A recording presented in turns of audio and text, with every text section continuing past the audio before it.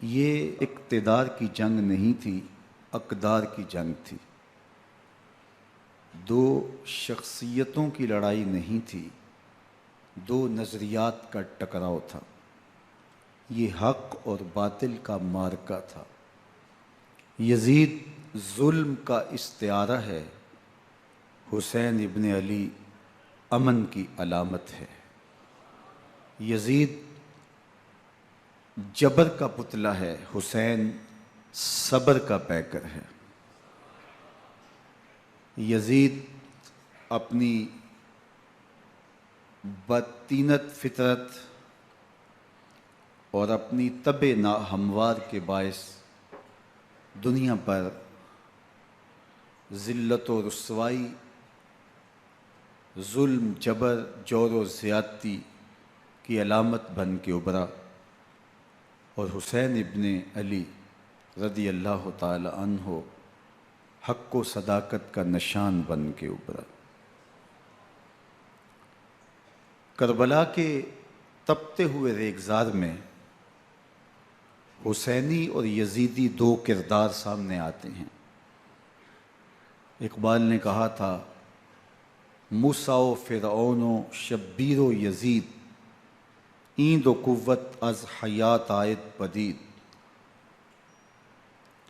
زندہ حق از قوت شبیری است، باطل آخر داغ حسرت میری است، سرخ رو عشق غیور از خون او، شوخی ای مصرع از مضمون او، تا قیامت قطع استبداد کر، موج خون او چمن ایجاد کر۔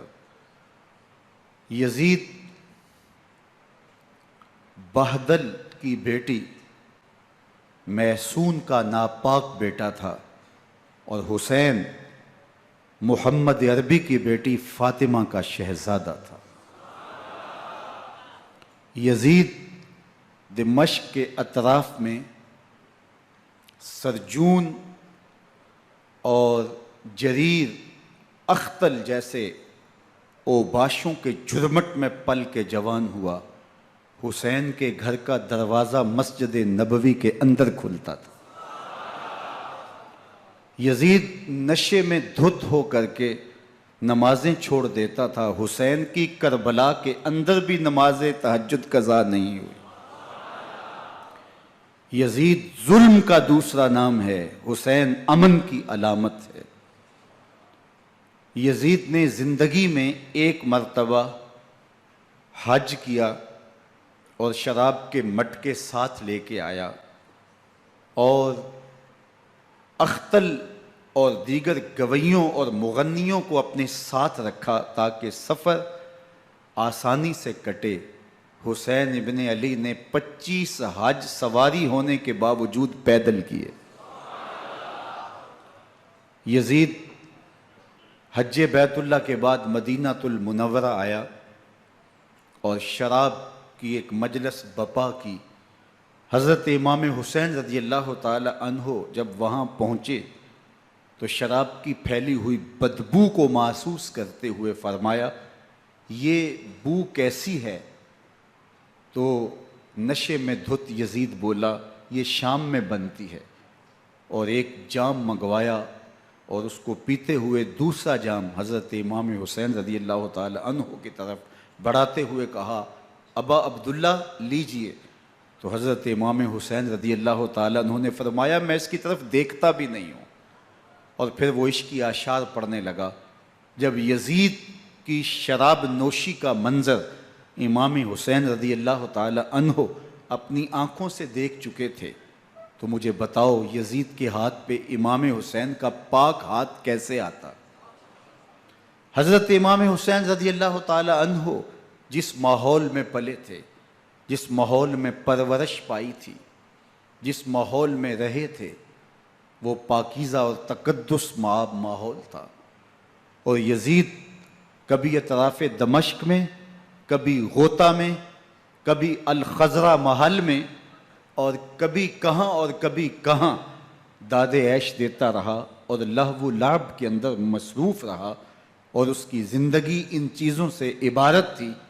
وہ محرمات کو حلال قرار دیتا، شراب نوشی اس کی ہڈیوں میں رچی ہوئی تھی اور شریعت بیضا کا مذاق اڑایا کرتا، اور حسین ابن علی رضی اللہ تعالی عنہ کی دوستیاں جن لوگوں سے تھی وہ عبداللہ ابن عباس تھے، عبداللہ ابن عمر تھے، حضرت عبد الرحمن بن ابو بکر رضی اللہ تعالی عنہ تھے۔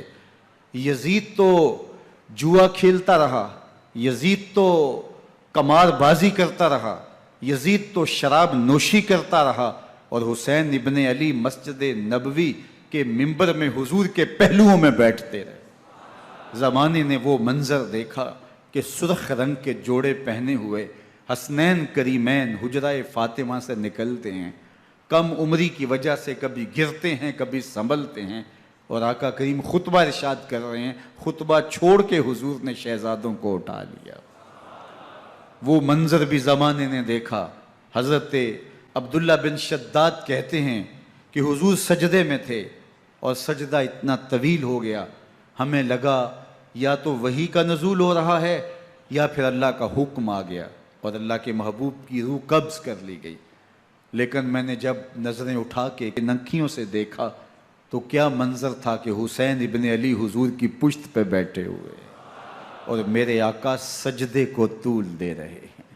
اللہ اکبر! حسین کے لیے پیغمبر کے سجدوں کو طول دیا جا رہا ہے۔ حسین ابن علی کبھی ممبر پہ حضور کی اطراف میں بیٹھتے ہیں، وہ منظر بھی دنیا نے دیکھا کہ حضور کے مبارک کندھوں پر حسین ابن علی بیٹھے ہیں اور حضور کی زلفوں کو پکڑا ہوا ہے۔ تو حضرت عمر رضی اللہ تعالیٰ عنہ دیکھ کے کہتے ہیں واہ واہ کیسی سواری میسر آئی حسین ابن علی کو۔ تو میرے آقا مسکرا کے کہتے ہیں عمر سواری دیکھتے ہو سوار بھی تو دیکھو۔ اللہ اکبر! حضرت اسامہ بن زید بن حارثہ رضی اللہ تعالیٰ عنہ فرماتے ہیں رات کا ایک پہر گزر گیا اور مجھے حضور سے کوئی کام تھا، میں آقا کریم کی خدمت میں حاضر ہوا، در دولت پہ دستک دی، حضور تشریف لائے تو چادر اوڑی تھی، بکل کی ہوئی تھی میرے حضور نے، تو میں نے اپنی حاجت کہی تو حضور نے میری حاجت پوری کر دی۔ لیکن ایک منظر میں نے دیکھا کہ حضور نے جو چادر کی بکل فرمائی تھی اس کے اطراف میں پہلوؤں میں ابھار تھے جس طرح اندر کوئی ہو۔ مجھ سے نہ رہا گیا، میں نے پوچھ لیا، میں نے کہا بندہ نواز چادر کے اندر کیا ہے؟ فَكَشَفَهُ، تو حضور نے چادر کو کھول دیا۔ فَإِذَا الْحَسَنُ وَالْحُسَيْنُ عَلَىٰ وَرِكَيْهِ، تو کہتے ہیں میں نے اپنی آنکھوں سے دیکھا ایک پہلو سے امام حسین لپٹے ہوئے تھے، ایک پہلو سے امام حسن لپٹے ہوئے تھے۔ فرمایا یہ میرے بیٹے ہیں، یہ میری بیٹی کے بیٹے ہیں، اے اللہ میں ان سے پیار کرتا ہوں، تو بھی ان سے پیار کر، جو ان سے پیار کرے اس سے بھی پیار کر۔ ان کی محبت کا درس دیا، ان کے پیار کا سبق پڑھایا، کہا ان سے پیار کرنے والا میرے سے پیار کرنے والا ہے، ان سے بغض رکھنے والا میرے سے بغض رکھنے والا ہے۔ ان کی تکلیف حضور کو بے چین کر دیتی تھی۔ حضرت سیدہ فاطمہ الزہرا رضی اللہ تعالی عنہ کے گھر کے قریب سے گزرے تو حضرت امام حسین کے رونے کی آواز آ رہی تھی، تو آقا کریم علیہ السلام نے فرمایا کہ فاطمہ حسین کو چپ کرواؤ، الا تعلمی ان بقاءہ یوزینی، تو جانتی نہیں حسین کا رونا مجھے دکھ دیتا ہے۔ حسین ابن علی کو حضور رونے نہیں دیتے تھے، ان کو دکھی نہیں ہونے دیتے تھے، کیونکہ رسول اللہ صلی اللہ علیہ وسلم جانتے تھے کہ یہ کتنے دکھ سہے گا، کتنی تکلیفوں سے گزرے گا اور کتنے مصائب سہے گا۔ زمانے نے وہ گھڑیاں بھی دیکھیں کہ حضرت حذیفہ بن یمان رضی اللہ تعالیٰ عنہ فرماتے ہیں کہ میں حضور کی خدمت میں نماز مغرب کی ادائیگی کے لیے حاضر ہوا، اور میں نے یہ اجازت خاص طور پہ اپنی ماں سے اس شرط پہ لی تھی کہ امی آپ مجھے اجازت دیں، میں حضور کی خدمت میں حاضر ہوتا ہوں، مغرب کی نماز بھی ادا کروں گا اور پھر حضور سے عرض کروں گا حضور میرے لیے اور میری ماں کے لیے بخشش کی دعا کر دیجئے۔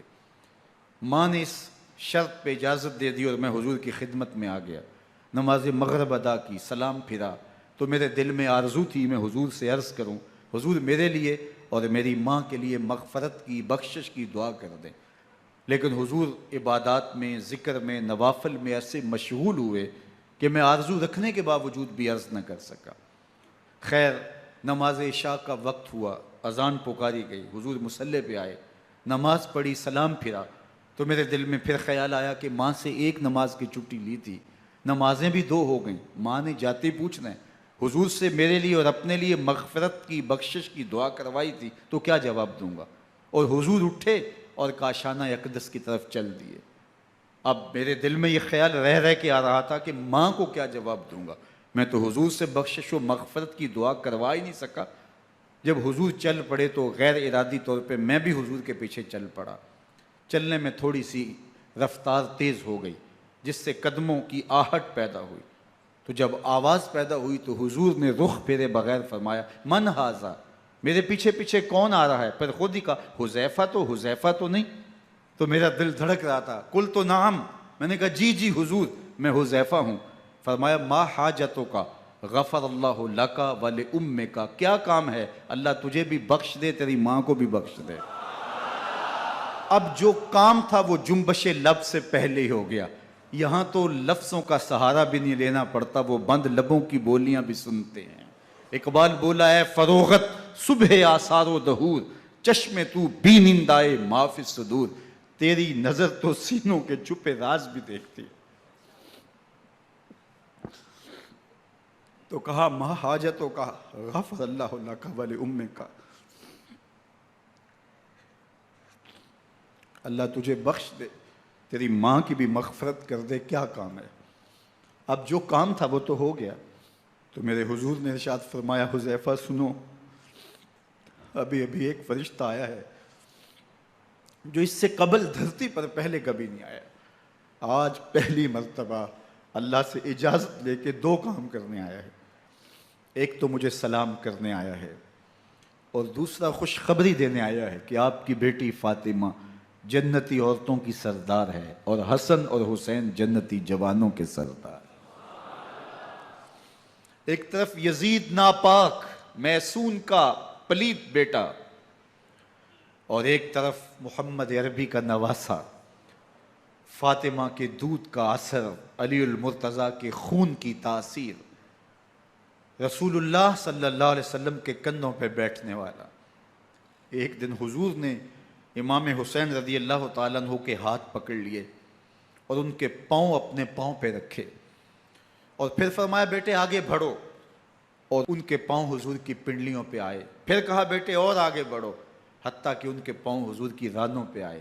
پھر فرمایا بیٹا اور آگے بڑھو، تو ان کے پاؤں حضور کے مبارک بطن اقدس پہ آئے۔ پھر بازوؤں کو کھینچ کے اپنے قریب کیا اور حسین ابن علی کے منہ میں اپنی زبان رکھ دی، اور وہ اس طرح چوس رہے تھے جس طرح کھجور چوسی جاتی ہے۔ تو اللہ کے محبوب علیہ السلام نے حسین ابن علی کو اپنی زبان کا لعاب دہن دے کر کے، وہ شیر رحمت دے کر کے، وہ کوثر و تسلیم سے پاکیزہ تر آب رحمت عطا کر کے ان کی ہمیشہ کے لیے پیاس بجھا دی، تاکہ کل کربلا کے تپتے ہوئے ریگزار میں حسین ابن علی کو پیاس کی شدت تنگ نہ کرے اور پائے استقلال میں لغزش نہ آنے پائے۔ ان نازوں سے پالے ہوئے حسین کو، ان محبتوں سے پالے ہوئے حسین ابن علی کو امتحان بھی اتنے بڑے درپیش تھے۔ یاری تیری سونا پر ازمیشاں تیریاں اگ، سونا پرکھیا جامدہ ہے نال اگاں دے لگ۔ جتنا بڑا شخص ہوتا ہے اتنی آزمائشیں بھی بڑی ہوتی ہیں۔ پیغمبر رحمت کی آغوش میں کھیلنے والا، حجرہ فاطمہ کا جانشین، مصلی رسول کا وارث، منبر رسول صلی اللہ علیہ وآلہ وسلم پر حضور کے مبارک پہلو اور گود میں بیٹھنے والا حسین، حضور کی زبان چوسنے والا حسین، حضور کے کندھوں پہ سواری کرنے والا حسین، آقا کریم علیہ السلام کے مبارک سجدے کی حالت کے اندر حضور کی پشت پہ کھیلنے والا حسین، جس حسین کا دروازہ مسجد نبوی کے اندر کھلتا تھا اور یزید کی کرتوتوں کے چشم دید گواہ تھے۔ یزید جب تخت نشین ہوتا ہے تو اسے یہ فکر ہوتی ہے کہ امام حسین، عبداللہ بن زبیر، عبداللہ بن عمر، عبداللہ ابن عباس یہ میری بیعت کریں، اور وہ ولید بن عقبہ کو لکھتا ہے کہ ہر صورت میں ان کی بیعت لو، اور اگر بیعت نہ دیں تو سختی کرو۔ حضرت امام حسین رضی اللہ تعالی عنہ کو بلاوا آتا ہے کہ آپ کو دارالامارت میں گورنر ہاؤس میں بلایا جا رہا ہے، ولید بن عقبہ کا پیغام آپ کو پہنچتا ہے۔ آپ اس وقت فرماتے ہیں کہ اس وقت جو پیغام پہنچا ہے وہ کسی خطرے سے خالی نہیں ہے، تو کچھ سواروں کو ساتھ لیا، کہا تم دارالامارت کے باہر کھڑے رہنا، اگر میری آواز بلند ہوئی تو اندر آ جانا، ورنہ تم انتظار کرنا۔ آپ اندر گئے۔ ولید بن عقبہ نے مروان کو بھی بلایا تھا۔ مروان بن حکم یہ گورنر مدینہ ولید سے پہلے رہ چکا ہے، تو اس نے مشورہ دیا کہ سختی کی جائے۔ خیر ولید بن عقبہ نے کہا کہ یہ خط ہے، حضرت امیر معاویہ کا انتقال ہو گیا اور یزید تخت نشین ہوا ہے، لہٰذا وہ آپ سے بیعت کا مطالبہ کرتا ہے۔ تو حضرت امام حسین رضی اللہ تعالیٰ عنہ نے فرمایا کہ میرے جیسا شخص یوں چھپ کے بیعت نہیں کر سکتا، اور آپ واپس پلٹے۔ مروان بن حکم نے ولید بن عقبہ کو کہا کہ یہ موقع ہے جانے نہ دیا جائے، اگر یہ نکل گئے تو دوبارہ تم قابو نہیں پا سکو گے، اور انہیں یہیں قتل کر دیا جائے۔ حضرت امام حسین رضی اللہ تعالیٰ عنہ نے یہ بات سن لی۔ کہتے ہیں حضرت امام حسین انہی قدموں کے بل واپس پلٹے اور مروان بن حکم سے مخاطب ہو کے کہا، مروان کیا بول رہا ہے؟ وہ خاموش ہو گیا۔ فرمایا تو جانتا نہیں ہم کون ہیں؟ آنا حسین ابن علی ابن ابی طالب، میں حسین ہوں، میں علی کا بیٹا ہوں، ہمارے گھر میں قرآن اترتا رہا ہے، وحی کا نزول ہوتا رہا ہے، اور یزید فاسق ہے، فاجر ہے، مسلمانوں کا قاتل ہے اور شرابی ہے، میں ڈنکے کی چوٹ پہ یزید کی بیعت سے انکار کرتا ہوں۔ بس حیدری کچھار سے محمدی شیر نکل آیا ہے۔ اب اوسان خطا ہو گئے، راستہ چھوڑ دیا، واپس آئے، سیدہ زینب سے ملے، کہا مدینے کو چھوڑنا پڑے گا۔ کہا بھیا کیا ہوا؟ کہا یزید بیعت لینے پہ مصر ہے اور میں کسی صورت بھی بیعت نہیں کروں گا۔ رسول اللہ کا مدینہ ہمارے خون سے لالا زار بنے گا، میں نہیں چاہتا کہ حضور کے شہر نور کی حرمت پامال ہو۔ دوستو وہ کیسا منظر ہوگا جب حسین ابن علی نے آخری حاضری حضور کے روضے پہ دی ہوگی۔ حاجی یا معتمر 10 دن کے لیے، 8 دن کے لیے، 20 دن کے لیے مدینہ المنورہ عارضی سکونت اختیار کرتا ہے، اور حضور کے روضہ انور سے، اس شہر نور سے، ان گلیوں سے، ان بام و در سے ایسا مانوس ہو جاتا ہے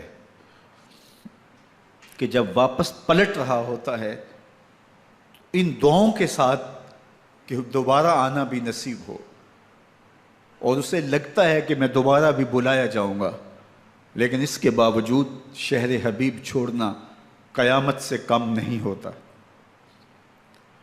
اعظم چشتی مرحوم آخری بار جب حضور کے روضہ انور پہ گئے تو بیمار تھے، ویل چیئر پہ تھے۔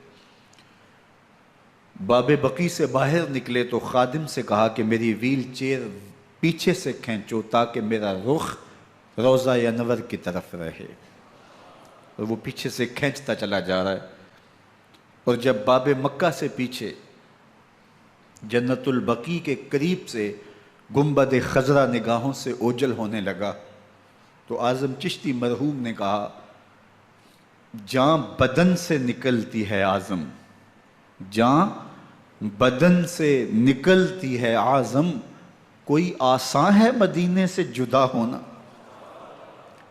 کوئی آسان ہے مدینے سے جدا ہونا۔ یہ اس شخص کی کہانی ہے جو 10 دن، 5 دن، مہینہ، 2 ماہ وہاں رہتا ہے، اور پھر اس شہر کو چھوڑ کے آنا اس کے لیے آسان نہیں ہوتا۔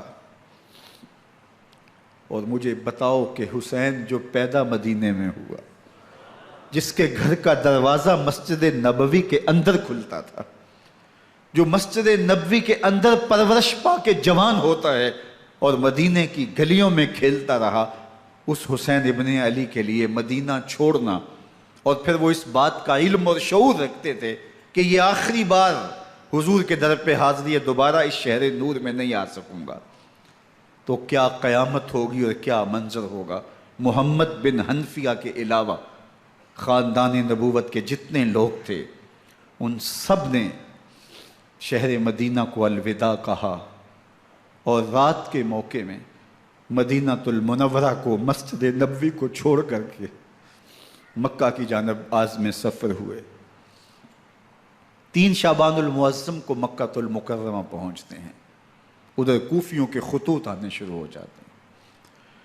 حضرت امام حسین رضی اللہ تعالیٰ عنہ مسلم بن عقیل رضی اللہ تعالیٰ عنہ کو صورتحال معلوم کرنے کے لیے بھیج دیتے ہیں۔ 40,000 کوفی آپ کے ہاتھ پہ بیعت کر لیتے ہیں۔ ادھر 25 پیدل حج کرنے والے حضرت امام حسین 8 ذی الحج کو احرام باندھتے ہیں، لیکن آپ کو پتہ چلتا ہے کہ حاجیوں کے روپ میں قاتل چھپا دیے گئے، تو آپ اس احرام کو حج کی بجائے عمرے میں بدلتے ہیں اور کوفے کی جانب عازم سفر ہوتے ہیں۔ کائنات والو، ذرا سینے پہ ہاتھ رکھ کے دیکھو کہ یہ کتنا مشکل مرحلہ تھا۔ اس دین کی آبرو کو بچانے کے لیے حضرت امام حسین رضی اللہ تعالیٰ عنہ نے کتنا بڑا قدم اٹھایا۔ آپ کے بہی خواہ، دوست، احباب عبداللہ بن عمر یہ سارے روکتے ہیں۔ عبداللہ بن عباس کہتے ہیں حضرت نہ جائیے، الکوفی لا یوفی، کوفی کبھی وفا نہیں کرتے، آپ کے والد کو وہاں شہید کیا گیا، لیکن آپ ایک فرض کو نبھانے جا رہے ہیں۔ میرے غم گسارو، میرے مہربانوں، نہ روکو مجھ کو جانے دو، مجھے نانے کے دی کی ڈوبتی کشتی بچانے دو، میں جاتا ہوں کہ دنیا پر وفا کا نام رہ جائے، میں رہوں نہ رہوں پر عظمت اسلام رہ جائے۔ میں نہیں جاتا تو نبی کے گھر کی آن جاتی ہے، میں نہیں جاتا تو نبی کے گھر کی آن جاتی ہے، تمہارا دین جاتا ہے میری غیرت ایمان جاتی ہے۔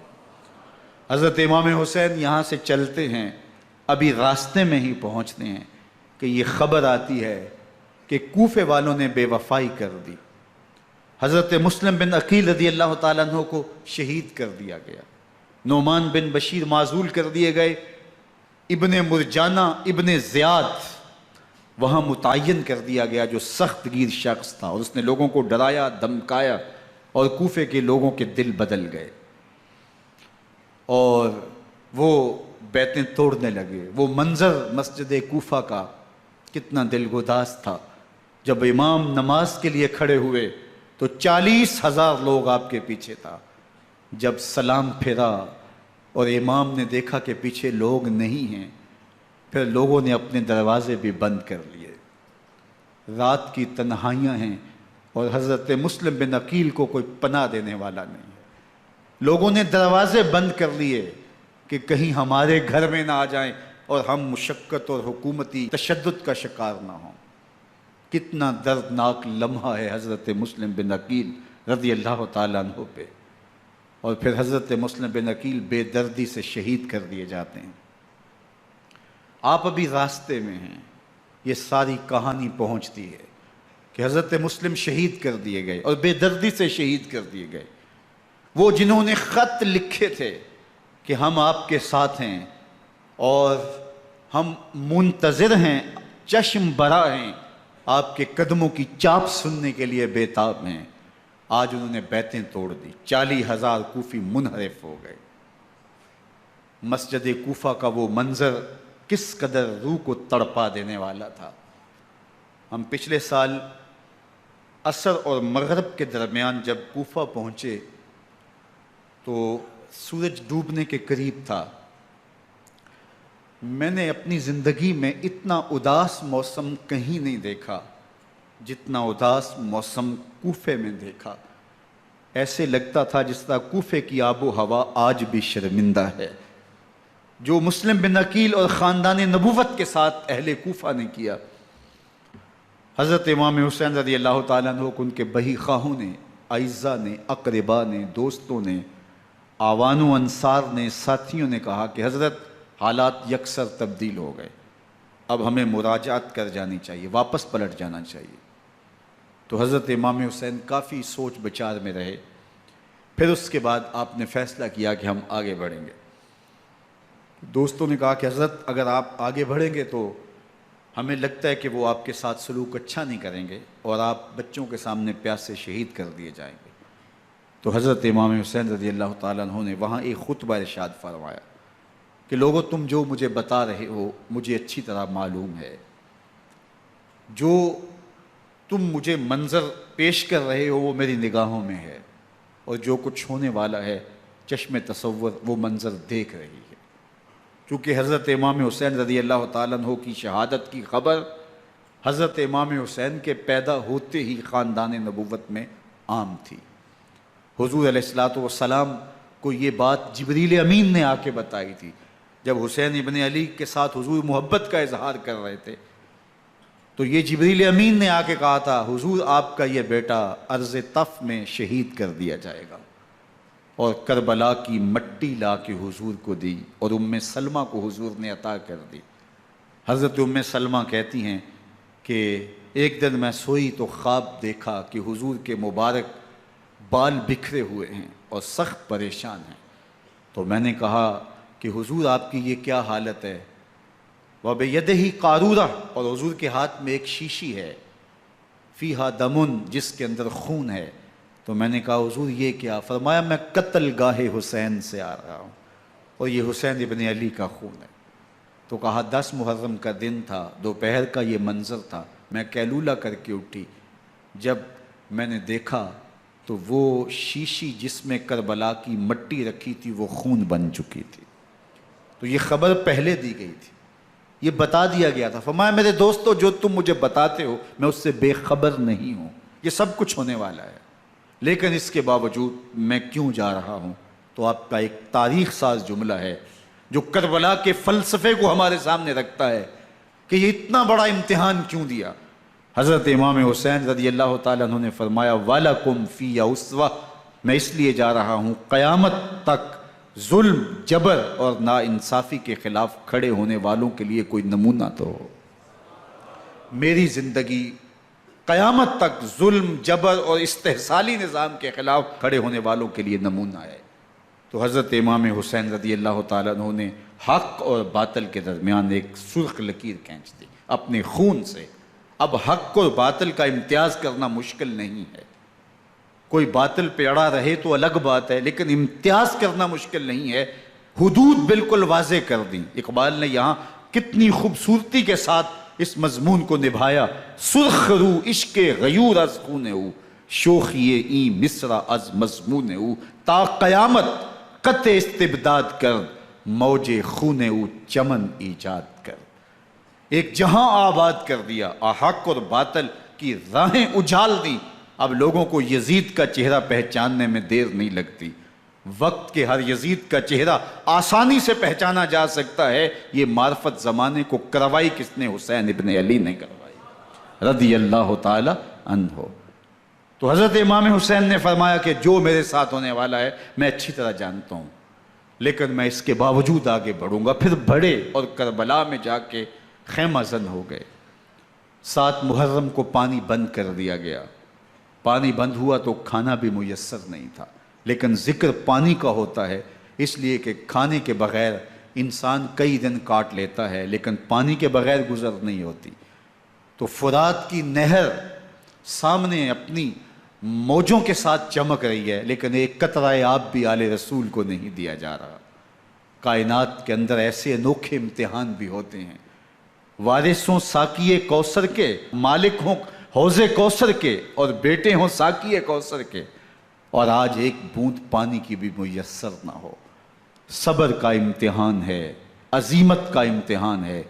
حضرت امام حسین رضی اللہ تعالیٰ عنہ خیمہ زن ہو گئے، 3 دن تک پانی بند رہتا ہے۔ 9 محرم کو رات کی تنہائی میں حملہ آور ہونا چاہتے ہیں، لیکن آپ نے کہا کہ ہمیں اللہ کے حضور عبادت اور ذکر کے لیے وقت دیا جائے۔ ساری رات ذکر میں گزرتی ہے، عبادات میں گزرتی ہیں۔ رات کے اندھیرے میں آپ چراغ بجھا دیتے ہیں۔ آوان و انصار کو کہتے ہیں کہ ان کی دشمنی میرے ساتھ ہے، انہیں میرا خون چاہیے، اگر تم رات کی تاریکی میں نکل جاؤ تو میں تم سے کوئی مواخذہ نہیں کروں گا، اور یہ بھی تمہارا پیچھا نہیں کریں گے، اس لیے کہ ان کا مطلوب تم نہیں ہو، ان کا مطلوب میں ہوں۔ جب چراغ جلایا تو کوئی بھی نہیں گیا۔ مسلم بن اوسجہ کھڑے ہو کے کہتے ہیں حضرت اگر ہمارے بدن کو 70 بار کاٹا جائے اور جلایا جائے اور ہواؤں میں اڑا دیا جائے پھر بھی آپ کا ساتھ نہیں چھوڑیں گے۔ 70 سال کے بوڑھے ہیں حبیب بن مظاہر، کہتے ہیں حضرت آپ کو چھوڑ کے جائیں کہاں، آپ کو چھوڑ کے جائیں کہاں؟ کوئی ساتھ چھوڑنے کے لیے تیار نہیں ہے۔ پیاس ہے، سخت گرمی ہے، کربلا کا ماحول ہے، 72 افراد اور خاندان کی خواتین میدان کربلا میں خیمہ زن ہیں۔ دوسری طرف لشکر اعداء اشقیا 22,000 کی تعداد میں مقابلے میں، ایک روایت 30,000 کی ہے۔ ان صرف 72 پیاسے لوگوں کے لیے اتنے لوگوں کو جمع کرنے کا مقصد خوف زدہ کرنا تھا۔ شرط ہے کہ یا یزید کی بیعت کر لیں، محاصرے توڑ دیں گے، پانی دستیاب ہوگا، اعزاز و اکرام سے نوازا جائے گا، خزانوں کے منہ کھول دیے جائیں گے۔ لیکن حسین ابن علی کہتے تھے سب کچھ لٹ جائے گا، باطل کے ہاتھ پہ ہاتھ نہیں رکھوں گا۔ اللہ اکبر۔ اب صبح طلوع ہوتی ہے، عاشور کا دن چڑھتا ہے، سورج اپنی پوری تمازت کے ساتھ گرمی برسا رہا ہے۔ آج خاندان نبوت کا امتحان زمانے نے دیکھنا ہے۔ رسول اللہ کا لعاب چوسنے والا اس کے صبر کا آج امتحان ہے۔ حضور کے کندھوں پہ کھیلنے والے حسین کا آج امتحان ہے۔ اللہ اکبر۔ حسین ابن علی تمام حجت کرتے ہیں میں نے تمہارا کچھ نہیں بگاڑا، میں نے کسی کا خون نہیں کیا، میں نے کوئی زیادتی نہیں کی، تم کیوں میرے قتل کے در پہ ہو؟ تم جانتے نہیں میں کون ہوں؟ میں تمہارے نبی کا نواسا ہوں، رسول اللہ صلی اللہ علیہ وآلہ وسلم کے کندھوں پہ کھیلتا رہا ہوں، حضور کا لعاب چوستا رہا ہوں، اور میں بوسہ گاہ رسول صلی اللہ علیہ وآلہ وسلم ہوں۔ لیکن ان اشقیاء کے دل پر کوئی چیز اثر انداز نہیں ہوتی۔ ایک ہور ہے، اللہ اس کے دل میں نرمی ڈالتا ہے۔ پہلے تو امام حسین کو گھیر کے لے کر کے آتا ہے، لیکن بعد میں وہ قافلہ یزید سے قافلہ حسین کی طرف آ جاتا ہے۔ امام حسین فرماتے ہیں تو دنیا میں بھی ہور ہے، آخرت میں بھی ہور ہے، آزادی مل جاتی ہے۔ باقی 22,000 کا لشکر جرار امام حسین کے قتل کے در پائے ہے۔ پھر تاریخ نے خاندان نبوت کا وہ انوکھا امتحان دیکھا۔ حضرت امام حسین کے بچے بالخصوص خواتین پیاس کی شدت میں حلق خشک ہیں۔ حضرت سکینہ تڑپ کے اپنے باپ سے کہتی ہیں کہ مجھے 6 ماہ کے علی اصغر کی پیاس نہیں دیکھی جا رہی۔ بچے کو ہاتھوں پہ اٹھاتے ہیں اور نہر فرات کے کنارے پہنچ کے فرماتے ہیں اشقیاء سے مخاطب ہو کے تمہارا معاملہ میرے ساتھ ہے، اس 6 ماہ کے بچے نے تمہارا کچھ نہیں بگاڑا، اور چلو بھر کے اس کا حلق سیراب کرنا چاہتے ہیں۔ ایک 2 شاخہ تیر آتا ہے جو حضرت علی اصغر کے گلے کو چیر دیتا ہے۔ راوی لکھتے ہیں کہ وہ عام تیر نہیں تھا، جانوروں کو شکار کرنے کے لیے جو بڑے تیر ہوتے ہیں وہ 2 شاخہ تیر تھا۔ وہ گردن کو کاٹ دیتا ہے، خون بہنے لگتا ہے، گردن لٹک جاتی ہے۔ حضرت امام حسین وہ بہتا ہوا خون اپنے چلو میں لیتے ہیں اور آسمان کی طرف اچھال کے کہتے ہیں مالک حسین کی یہ قربانی بھی قبول فرما۔ یہ تماشا لب بام نہیں ہے۔ بچہ بیمار ہو، ڈاکٹر جواب دے دیں، ماں باپ کے ہاتھ پھول جاتے ہیں۔ زندگی کی سانسیں ابھی چل رہی ہوتی ہیں، لیکن ڈاکٹر کہے کہ یہ میرے بس کا روگ نہیں ہے، کہیں اور لے جاؤ، تو زندگی کا لف و نشر غیر مرتب ہو جاتا ہے۔ میں سلام پیش نہ کروں حسین ابن علی کو، 6 ماہ کا علی اصغر ہاتھوں میں دم توڑتا ہے، گردن لٹک جاتی ہے، خون بہہ رہا ہے۔ اب خیموں کی طرف بڑھ رہے ہیں، لیکن زبان پہ شکایت نہیں ہے۔ کہتے ہیں مالک حسین کی یہ قربانی قبول کر لے۔ اب خیموں کی طرف آنا، شہر بانو، ام رباب، سیدہ زینب، حضرت سکینہ سلام اللہ علیہا کا سامنا کوئی آسان کام نہیں تھا، لیکن حسین ابن علی آتے ہیں، شہزادے کو یہاں خیموں کے قریب رکھ کے کہتے ہیں کہ یہ حوض کوثر سے سیراب ہو گیا ہے۔ اللہ اکبر! کوہرام مچ جاتا ہے خیموں کے اندر، کیا منظر ہوگا، اور ان کو کن الفاظ کے پیرائے میں ڈھال کر کے ان کیفیات کو بیان کیا جا سکتا ہے جو اہل بیت کے خیموں کے اندر علی اصغر کی شہادت کے بعد کا منظر رقم ہو رہا ہوگا۔ اللہ اکبر! ادھر عشقیہ آوازیں دے رہے ہیں، مبارزت کے لیے پکار رہے ہیں۔ زمانے نے پھر وہ منظر بھی دیکھا کہ جوان بیٹے کو 18 سال کی کمائی حضرت امام حسین میدان عمل میں بھیج رہے ہیں۔ وہ علی اکبر جو حسین کا نور نظر ہے، آنکھوں کا قرار ہے، دل کی تسکین ہے۔ اور پھر حضرت علی اکبر جب گھوڑے کی زین سے فرش زمین پہ گرتے ہیں تو باپ کو آواز دیتے ہیں، اور حضرت امام حسین جو ہے وہ آگے جا کے بیٹے کی لاش اٹھاتے ہیں۔ اللہ اکبر! 18 سال کے بیٹے کی لاش کو کندھوں پہ اٹھا کے خیموں تک لاتے ہیں اور ہاتھ پھیلا کے کہتے ہیں مالک حسین کی یہ قربانی بھی قبول فرما۔ کبھی قاسم بن حسن کی لاش اٹھا کے لاتے ہیں، کبھی اون و محمد کی لاشیں اٹھا کے لاتے ہیں، بھتیجوں کی، بھانجوں کی، بھائی عباس کے کٹے ہوئے بازو اور زخموں سے چھدا ہوا لاشا۔ کیا کیا قیامتیں تھیں جو اس کربلا کے ایک میدان کے اندر نہیں توڑی گئیں۔ حضرت امام حسین پر دکھ پہ دکھ، تکلیفوں پہ تکلیفیں۔ اب 71 لاشیں اٹھا کے خیموں تک پہنچا چکے، اور ادھر مبارزت کی دعوت دی جا رہی، آؤ میدان عمل میں آؤ، اب دیر کیوں کر رہے ہو۔ رسول اللہ کا حرم، رسول اللہ کی شہزادیاں جو نازوں میں پلی تھیں، وہ کلیاں جو شبنم کا بوجھ بھی گوارا نہیں کر سکتی تھی، آج مصیبتوں کے پہاڑ ٹوٹ گئے۔ حضرت امام حسین کبھی شہربانوں کو، کبھی ام رباب کو دلاسا دیتے ہیں، کبھی حضرت زینب کو کہتے ہیں۔ حضرت زینب کربلا کے اس میدان کے اندر بڑے حوصلے کے ساتھ اپنے بھائی کے ساتھ کھڑی رہی، اپنے 2 بیٹے راہ خدا میں پیش کیے، ان کی لاشیں وصول کیں، لیکن زینب جس جرأت کے ساتھ، جس پامردی کے ساتھ اس سارے منظر کو حوصلے کے ساتھ سہتی رہی، وہ یقیناً حوصلہ سیدہ زینب سلام اللہ علیہا کا ہی ہے۔ لیکن یہ وہ منظر تھا کہ زینب کا دل بھی ڈول گیا جب حسین ابن علی گھوڑے پہ بیٹھنے لگے، اور ان کو گھوڑے میں بٹھانے والا کوئی نہیں تھا، اور جو بھی سوار جاتا پھر واپس اس کی لاش ہی آتی اور حسین ابن علی لے کے آتے۔ آج حسین ابن علی جا رہے ہیں، زندگی کا سارا سرمایہ لٹ رہا ہے، حضرت زینب سلام اللہ علیہا سنبھل نہیں رہی۔ حضرت امام رضی اللہ تعالیٰ عنہ اٹھے اور آپ نے حضرت زینب کو صبر کی تلقین کی اور کہا کہ صبر ہی بہترین ذریعہ ہے اور اللہ کی قربت کا ایک بہترین سبب ہے، اور ان کو صبر کی تلقین کرتے ہوئے فرمایا کہ میرے بعد تم نے اس ذمہ داری کو سنبھالنا ہے، اور ان مخدرات اسلام کی، ان شہزادیوں کے پردے کی تم نے حفاظت کرنی ہے۔ اور پھر گھوڑے کی زین کس کے امام حسین لشکر اشقیاء کی طرف بڑھتے ہیں۔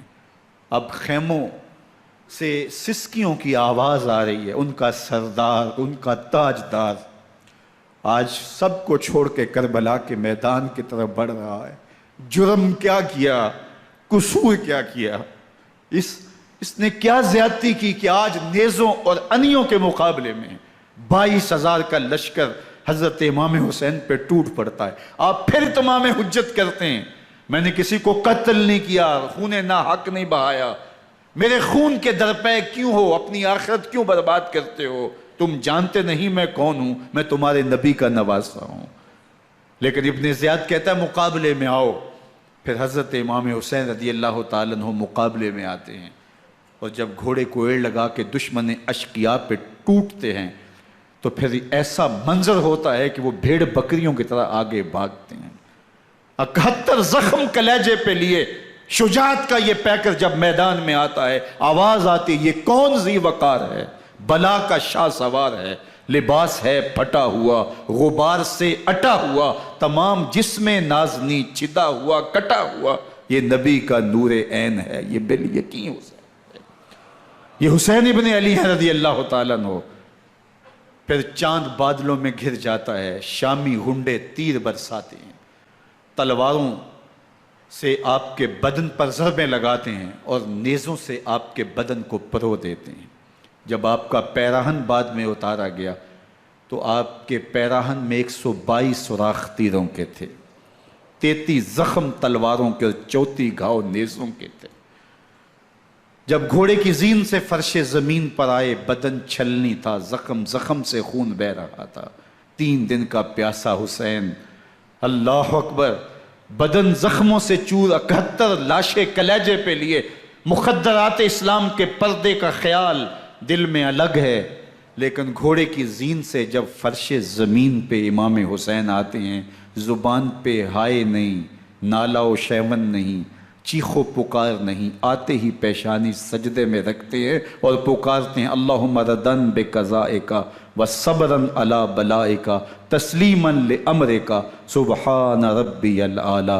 مالک گھر لٹا کے، بچے لٹا کے، خاندان سب کچھ قربان کر کے، اپنے بدن کو زخموں سے چھلنی کروا کے، تیروں اور نیزوں کی انیوں سے اپنے آپ کو زخمی کروا کے، تیرے حضور سر جھکا کے یہ اقرار کرتا ہوں کہ حسین تیری تقدیر پہ راضی ہے۔ مالک تو بھی بتا، تو بھی حسین پہ راضی ہوا ہے کہ نہیں ہوا؟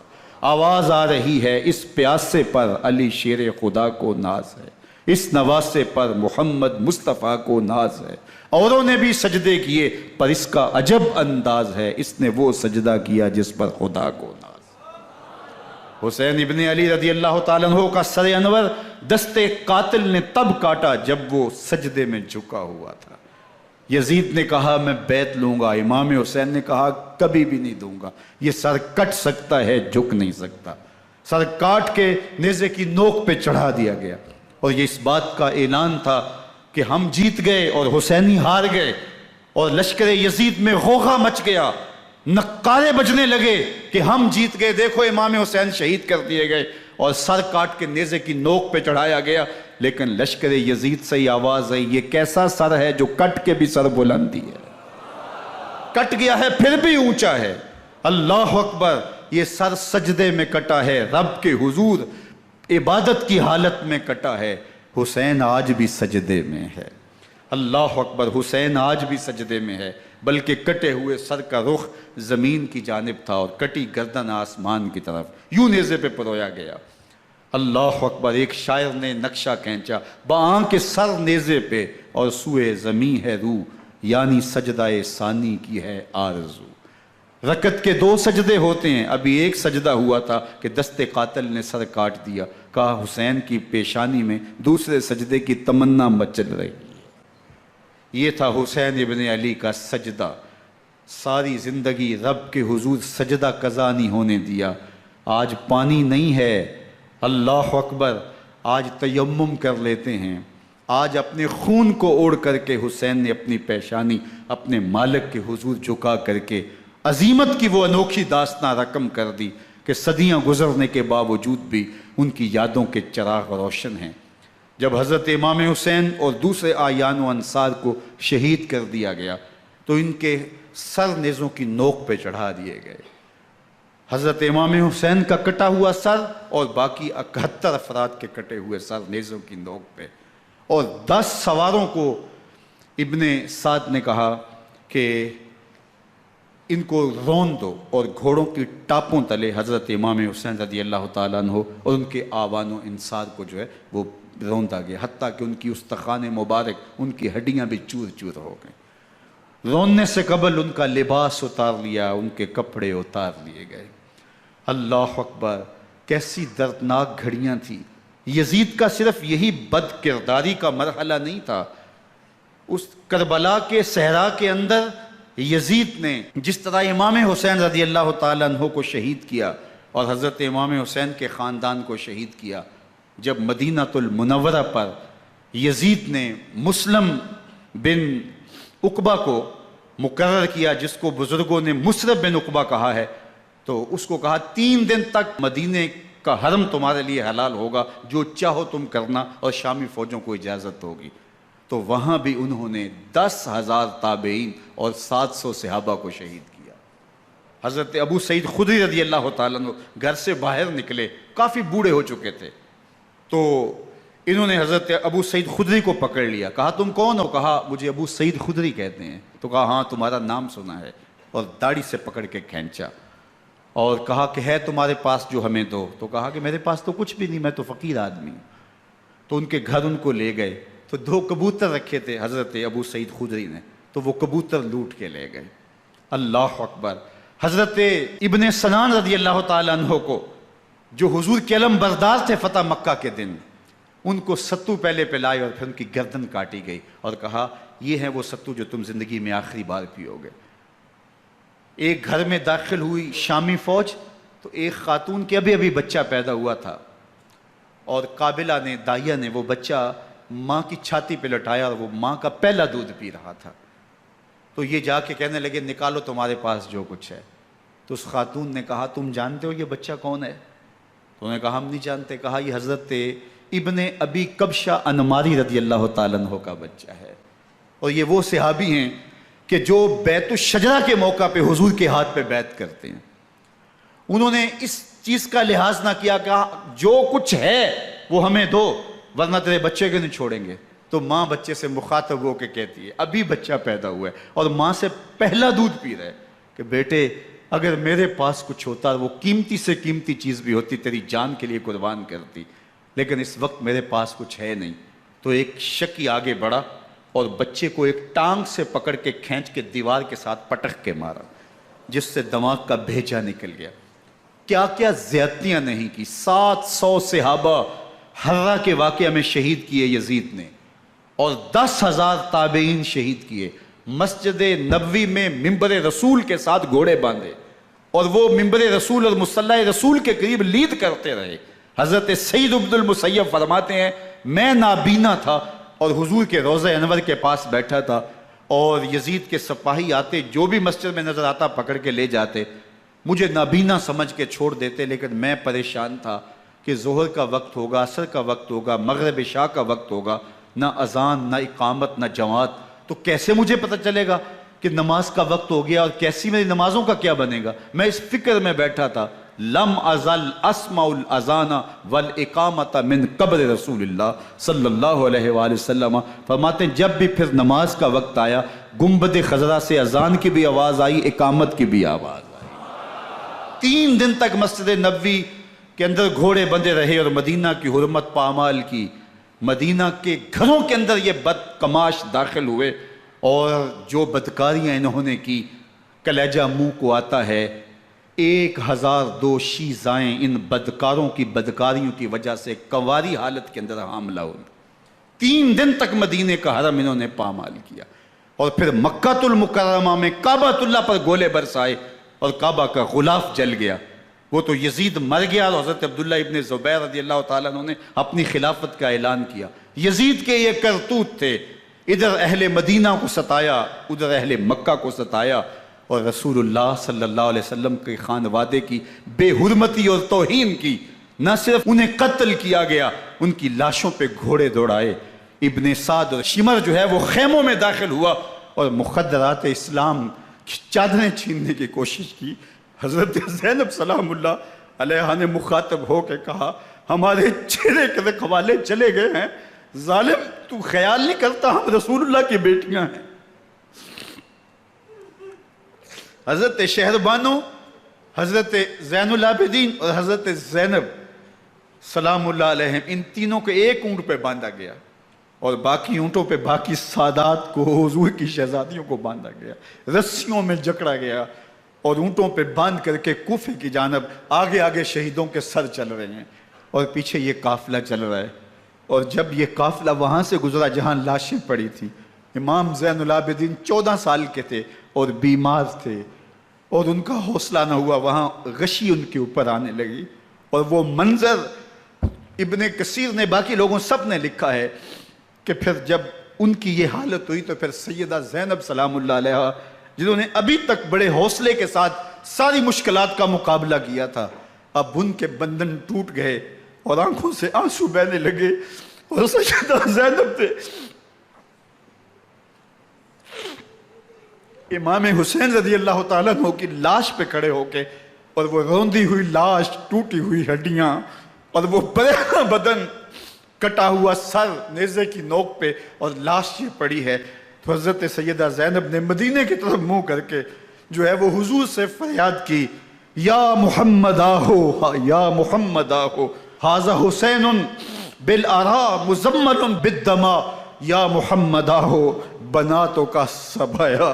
یا رسول اللہ، اے پیارے آقا، یا جد آہو، اے ہمارے نانا محترم، یہ دیکھیے آپ کا حسین پڑا ہوا ہے، بدن سے کپڑے اتار لیے گئے، خاک ہوائیں اڑا رہی ہیں، اور اس کے اوپر چادر جو ہے وہ مٹی کی پڑ گئی ہے۔ حضور آپ کی اولاد کاٹ دی گئی، اور پھر کہا بناتوں کا سبایا، حضور دیکھیے آپ کی بیٹیوں کے ہاتھ باندھ دیے گئے ہیں، اونٹوں پہ کس دیا گیا ہے، سر شہیدہ آگے آگے چل رہے ہیں، اور حضرت سیدنا امام حسین کا آگے آگے سر ہے۔ راستے کے اندر ایک جگہ آئی، رات گزری اور ان کو اتارا گیا۔ رات کا موقع تھا، ایک خاتون آئی اور اس نے کوئی کھانا پیش کیا ان کو، اور کہا کہ میں کسی زمانے میں حضرت سیدہ فاطمہ زہرا کی نوکری کیا کرتی تھی، ان کی لونڈی تھی، ان کی کنیز تھی، اور آج مجھے پتہ چلا کہ آپ لوگ گزر رہے ہیں، تو میں نے کہا کہ میں اپنی مخدومہ کے خاندان کی خدمت کروں۔ اور پھر اس نے کہا کہ اس وقت سیدہ کی گود میں ایک 6-7 ماہ کی بچی تھی جس کو زینب کہا کرتے تھے، تو سیدہ زینب نے کہا کہ اماں اگر پہچانتی ہو تو وہ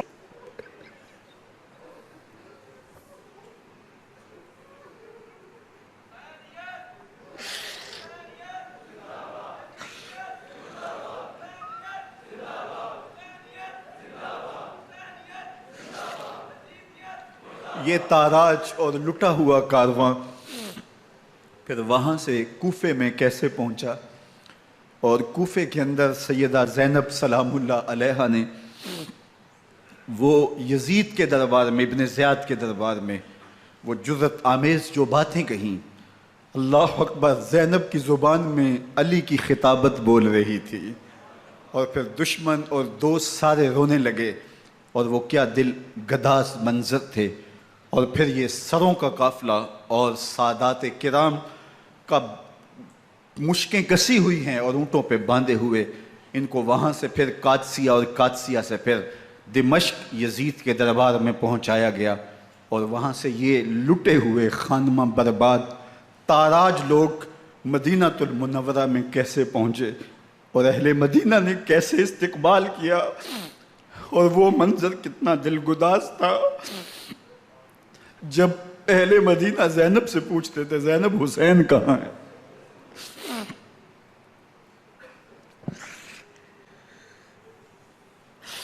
بے مروت بے وفا تیرا بھی کیا افسانہ ہے، جس نے اپنی ہی شمع کو گل کیا تو وہ پروانہ ہے۔ اپنے پیغمبر کے شہزادوں کو اور اپنے پیغمبر کی شہزادیوں کو جو دکھ اس امت نے دیے، یہ کائنات کی ایک انوکھی داستان ہے۔ اللہ ہمیں اسوہ شبیری پہ عمل کی توفیق عطا کرے اور ان کے نقوش پاک کی برکتیں دے، اہل بیت کی محبت ہماری روحوں میں جذب کر دے، اور جس عظیمت کے ساتھ، جس حوصلے کے ساتھ انہوں نے دکھوں کو جھیلا، جو دہکتی آگ کے شعلوں پہ سویا وہ حسین، جو جواں بیٹے کی میت پر نہ رویا وہ حسین، جس نے سب کچھ کھو کے کچھ نہ کھویا وہ حسین، مرتبہ اسلام کا جس نے دوبالا کر دیا، خون نے جس کے دو عالم میں اجالا کر دیا، جو کہ سوزے غم کو سانچے میں خوشی کے ڈھال کے، مسکرایا موت کی آنکھوں میں آنکھیں ڈال کے۔ اے حسین ابن علی تم پر سلام، نازش آل نبی تم پر سلام۔ ذرا میرے ساتھ یہ پڑھ لیجئے، اے حسین ابن علی تم پر سلام، نازش آل نبی تم پر سلام، تم پہ لاکھوں رحمتیں لاکھوں سلام، اے شہیدان محبت کے امام، لالا گوں لالا بدن لالا کفن، اے چمن اندر چمن، زندگی ہی زندگی تیری حیات، اے حیات اندر حیات، افتخار ملت بیضا ہے تو، رب کعبہ کی قسم یکتا ہے تو، فخر کا دل میں دریچہ باز کرنا چاہیے، جن کا تو آقا ہے ان کو ناز کرنا چاہیے۔ وآخر دعوانا ان الحمدللہ۔